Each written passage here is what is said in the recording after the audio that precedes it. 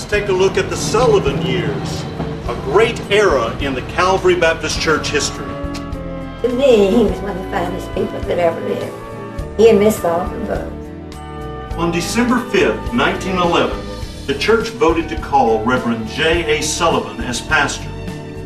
Under his leadership, the church experienced 27 years of phenomenal growth and outreach, really unparalleled. There was a renovation and an enlargement of the church facility, including a parsonage. And the church, see, the parsonage was built onto the church. You could come down an aisle in the church and come into his study. And then, of course, the parsonage, that was part of his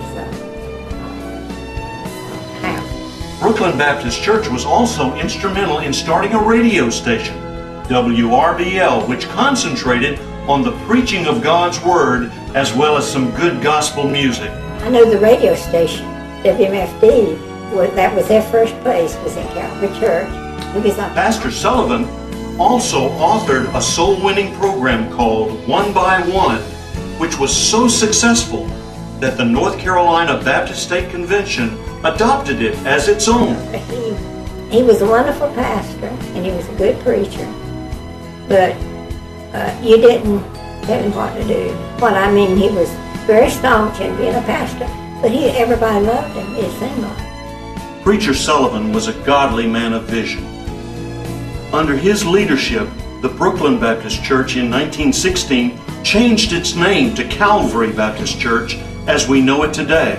Under his ministry, the church ministry swelled to over 1,350.